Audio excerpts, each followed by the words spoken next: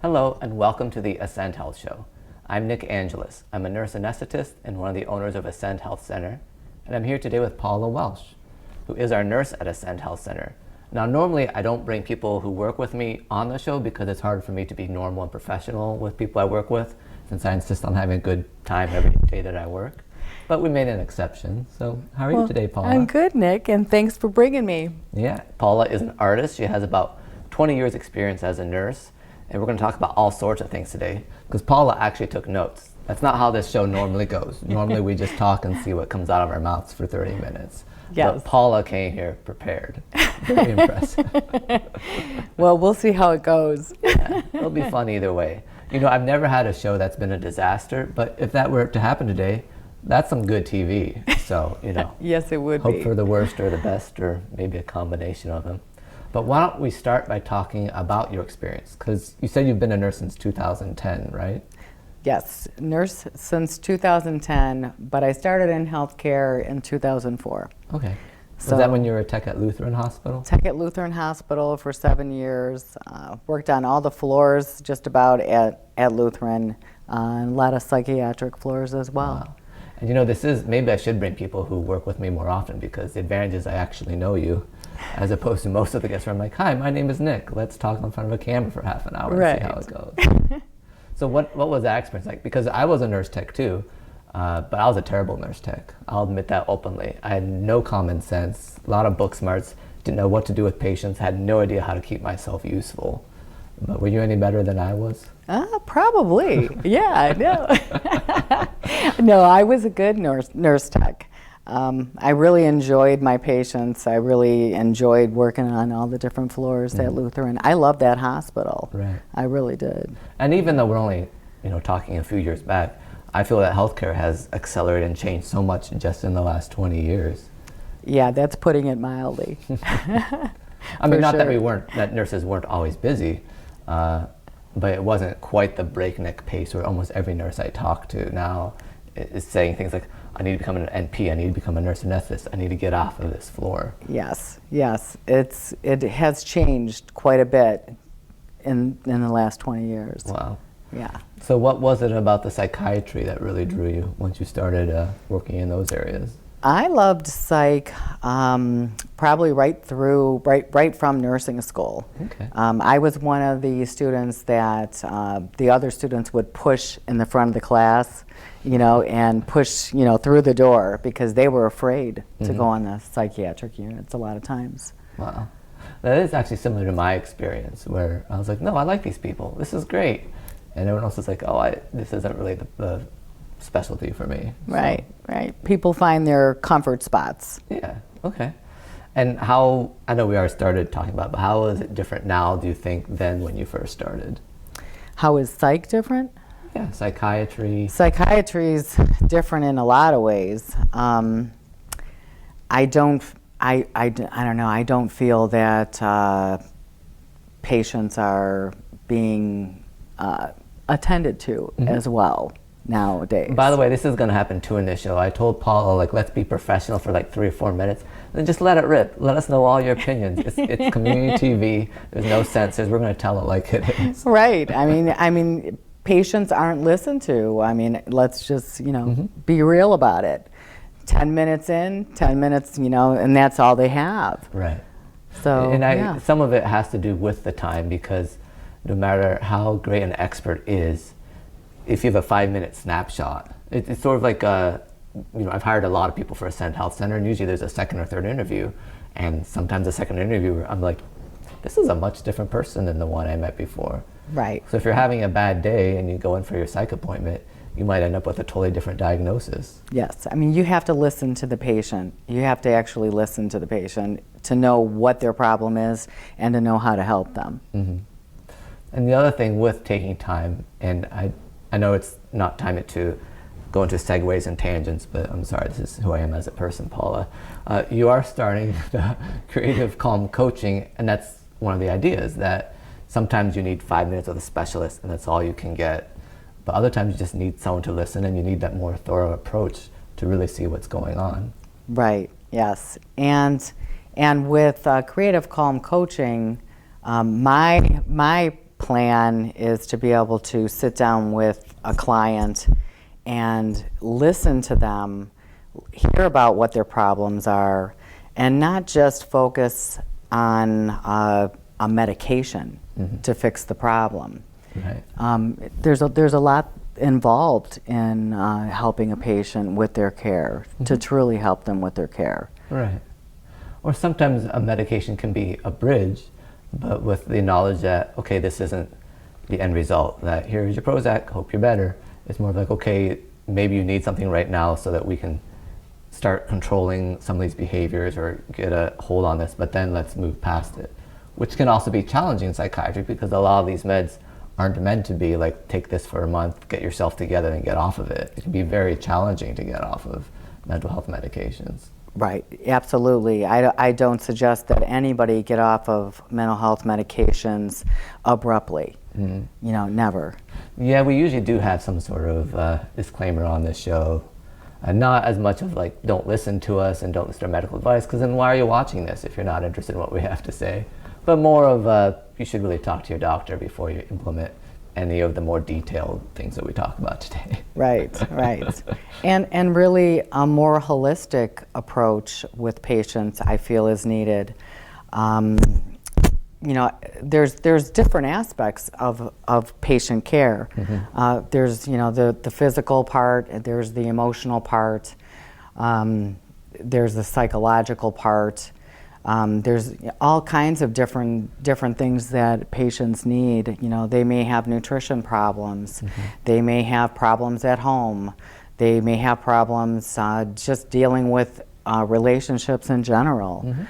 So there's different pieces and parts that come along with the patient, and you have to really dig into all of these parts in order to find out what the true problem is. Right, absolutely. Yeah, I was talking to someone the other day, and they had a different religion now than their parents, and I was like, well, this isn't a medication issue, this is a spiritual issue. Right. There's only a spiritual answer for this problem. It's not something that we can, you know, paper on some medication and, oh, everything's fine now. Right. So until you know what the actual problem is, you actually disguise the problem. It'll be like taking your dog to the vet and giving him some ketamine and saying, okay, figure out what's wrong with him. Which is a nice segue into the topic of ketamine. Ketamine, yes, yes. But to finish that thought, a lot of times when we take the wrong action, or really too much action to help our health, we simply disguise finding the root cause of it, and it makes it more difficult. Absolutely. You know, we then have to backtrack to find out, well, what was the original issue that we started to work on before we started trying all these different things and just disguise and mask what was really going on. Right, and then you've got patients that have been on 20 different medications and they still have the same problem. Right. You know? And this is a terrible analogy, but it's sort of, I might have used it before on the show, so forgive me for anyone who's watched more than one of these, which probably isn't too many people, honestly. But if you're dating somebody who's terrible, you're actually worse off than a single person, because you have to break up with them, like go through that breakup, then you're single, then you have to find the right person. It's actually more of an ordeal than just being single and trying to find somebody. So I would agree with that too. So that's a little bit how we find some of these patients, that it's not only that you have anxiety or depression, it's like you're in a bad relationship. This Lexapro isn't helping you, or this Buspar was not the right dose, or what. No, it's not the Lexapro, it's the boyfriend. So that's our central thought for today. It's not the Lexapro, it's the boyfriend. Or the girlfriend. Right, but that's fair. Like sometimes if you're in a relationship and it's only working out because of the high dose medications you need, maybe it's time to rethink some of your relationships. Right. Just dropping wisdom here at Ascend Health Center on our show. So I started talking about ketamine in reference to dogs at a vet. Now we'll transition to ketamine in our clinic as a professional medical intervention. What have you seen with the ketamine infusions that we do at Ascend? Well, I've seen great things with ketamine. I've been at Ascend now for about almost a year, year and a half. Yeah. And I've really seen great things, which is so refreshing for me, coming from all these different places that I've worked, Cleveland Clinic, UH, I've worked for the state.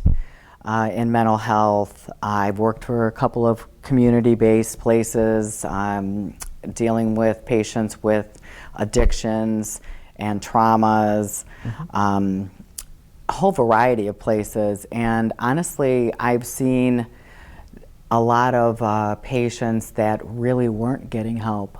And it was just a revolving door. I would see the same patient come back in 6 months, and they're just the same, or they're worse off than they were when I saw them the first time. So coming to Ascend and seeing the patients being treated with ketamine was really refreshing for me, because I was actually seeing patients get better. I see patients get better with pain when they have problems such as the CRPS, chronic regional pain syndrome. They come in, sometimes they're in wheelchairs, sometimes they can't walk, and then the next time I see them, a month or so later, it's like they have gotten their life back. And they tell me that they were able to do things that they weren't able to do. And I also see patients getting a lot of help with the depression and anxiety, severe depression, severe anxiety in a lot of cases. So that's been really good. Yeah. And to be clear, it's not every patient that we're like, oh, this is a perfect treatment for you. It is still a minority of our patients, but it's also the ones that we deal with directly. Since me as a nurse anesthetist and you as a nurse, we've made a good team helping these patients through the process. Yes, and that's what I've done at Ascend. Basically, with every patient that I have, I sit with them. I sit with them more than you, I think. Absolutely, yeah. I sit with them. Because our personalities are different. I'm a little bit more no-nonsense, like, here's your medicine, I'll talk to you when you're done. Yeah, but not me. I walk in and I'm like, okay, tell me about your life. What's going on? What's new in your life? What are you doing differently? How are you working on yourself? What are you doing besides taking medications and besides doing ketamine? I want to know. I want to know how they're changing. And that's how I can tell who is going to get better and who is not going to get better. It's the patients that are actually working on themselves. Right. None of these treatments, unfortunately, are a quick fix, no matter how much hype there is about medical marijuana or ketamine or transcranial magnetic stimulation. All of it is just a tool along with other things that you're doing. Now, there is one caveat that I often say, well, you need to do more than just take a pill because it takes no effort on your part. I do believe that in psychiatry, it's a little different because most of these pills have side effects. So it's not the same as in, well, I'm gonna take this cholesterol pill, it's not gonna affect anything, now I can eat the way I want. Like, I do feel that there is a sacrifice because of those side effects often in psychiatry. So it's not simply that people are taking the easy way out, because a lot of times in life, we see the opposite issue, where people feel they have to deserve their health. So they're doing all these difficult things that they may not really need to do. CrossFit at 6 a.m., rolling huge tires across an empty parking lot. It's like, well, that's noble, but are you trying to earn your way to health? Are you saying, I only deserve to be healthy if I will do all these things? So there is a balance there too. And sometimes we'll do that. I do this all the time actually, where I tell a patient, hey, you know what, you could be 10% better if you do this, if you pay for that, if you do this treatment. And then I say, but honestly, I don't think it's worth it, because that sounds like a lot of effort. And it's really nice for these patients not to be in survival mode. To be like, you know what, I could improve even more, and I'm not going to. Maybe it's just me and the way my personality is, but it's nice to know that sometimes we don't have to take it to the hilt and do everything just right, and then we'll earn or deserve a healthy lifestyle. Right, yes. And it's a lot of pieces and parts. I mean, you really have to be working on your thoughts. You have to look at your habits. You have to look at your behaviors. It's a combination. You have to look at your nutrition, especially with all the processed foods that are out there right now. And you have to look at your social interactions. I mean, we really need to have that sense of belonging.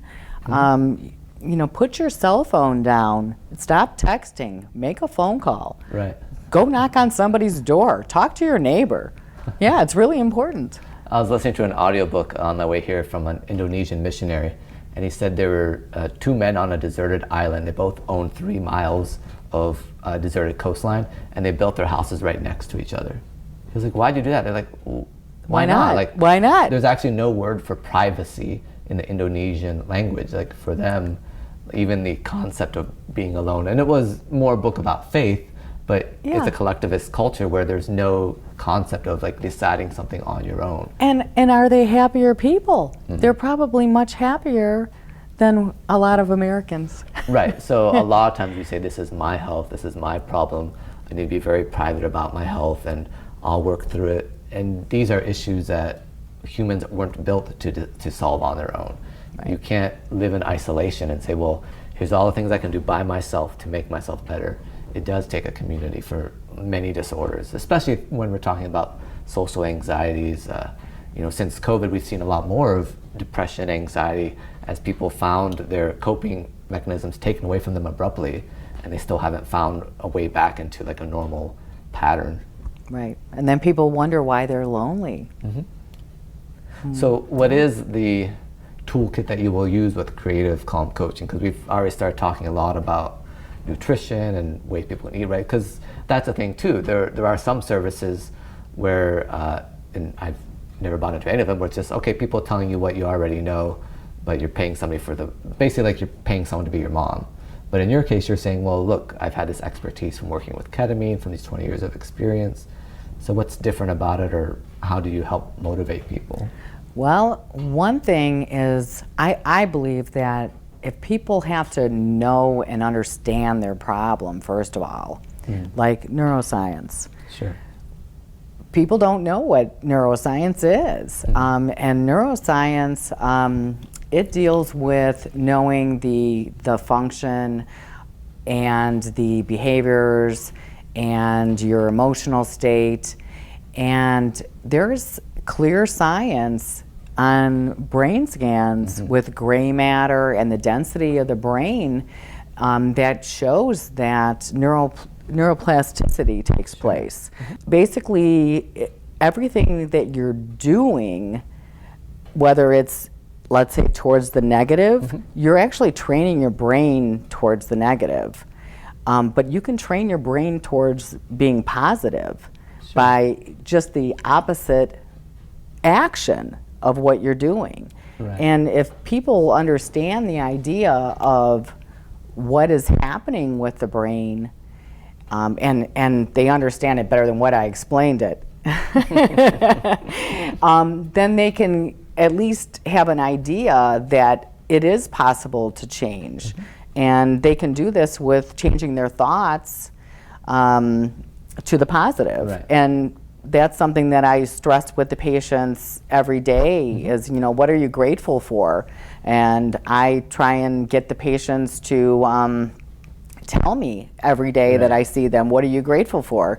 I do it first thing in the morning, even before I get out of bed. I ask myself, what am I grateful for? And I do it last thing before I go to sleep at night. Right. What am I grateful for? If you put these positive thoughts inside of your head all day long, instead of the negative, there's no room for that doom and gloom. Right. But you have to be consistent about this. And and it actually works. It's proven science. It will work. So those are things that I try and teach patients. I also look at, like I said before, the holistic part. I'm looking at your physical health. I'm looking at your mental health. I'm looking to see what are your relationships like. What about your environment that you're living in? There's so many different factors and people's happiness and peace. You have to find your peace. If you can't find your peace, what do you have? Right. And sometimes it is difficult too. You have to almost choose your heart. Like, well, this is a difficult relationship.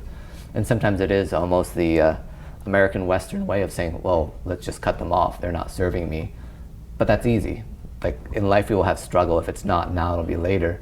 And a lot of times when we try to avoid struggle or we avoid hardship, just pursuing happiness, we'll never find it because we're navigating around everything and never accomplishing anything and because most relationships actually get better through conflict.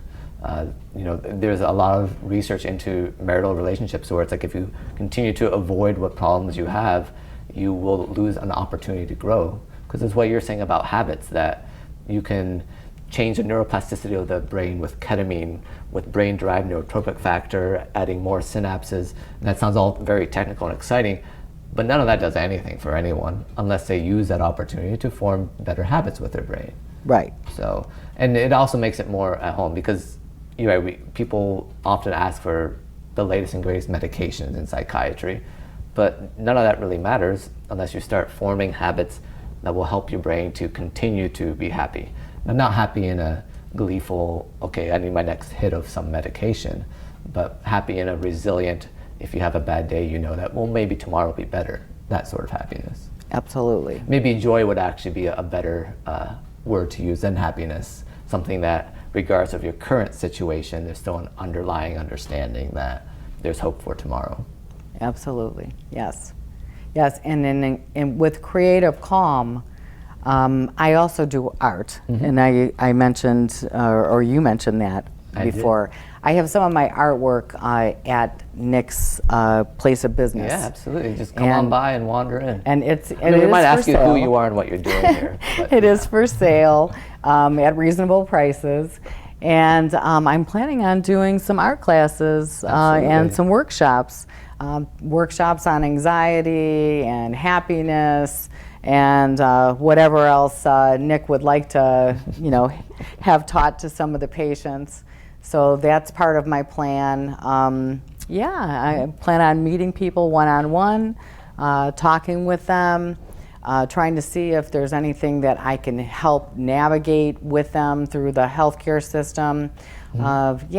People have these problems, and I'm hearing it all the time from patients that they're going doctor to doctor to doctor and they still have the same problems. Right. But maybe there's something that I could do, even looking at their situation, giving them different questions that they could be asking their doctor for help. Right.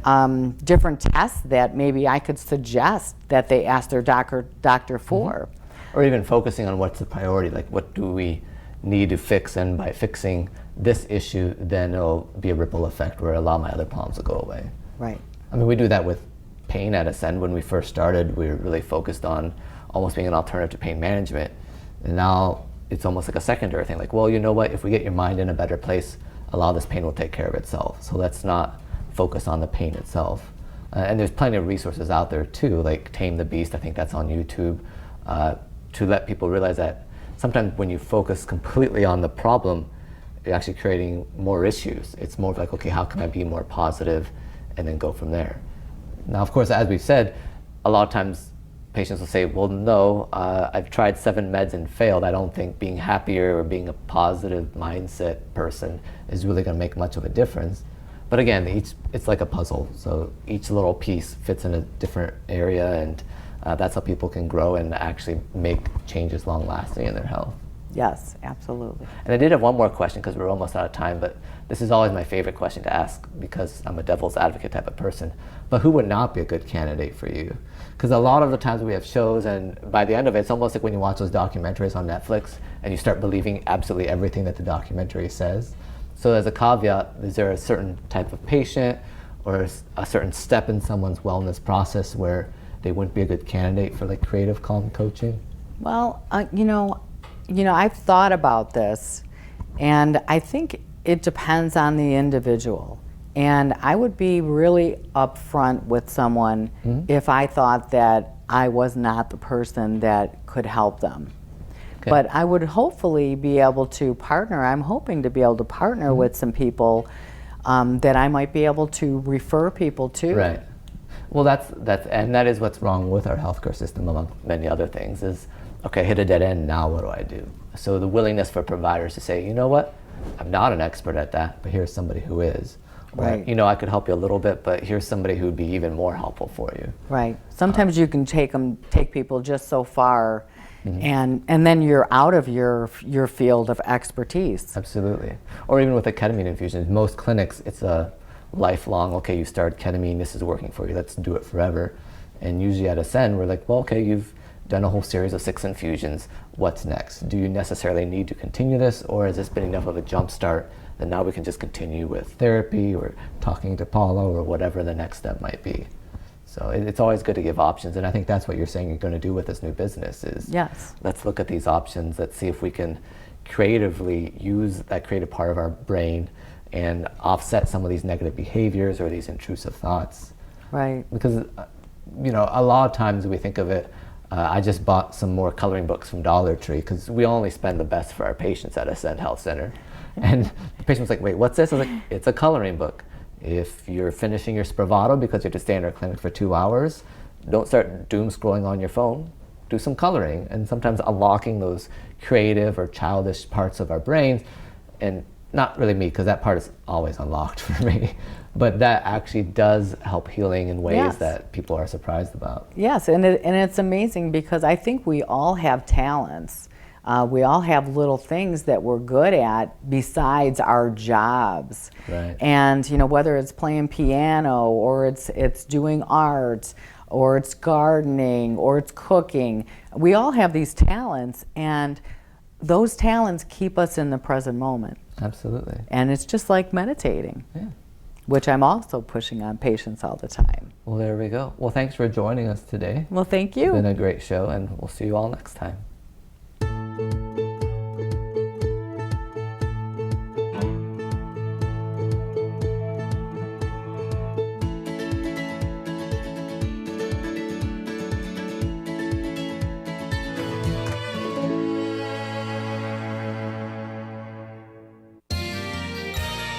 You are watching WCTV, Wadsworth Community Television.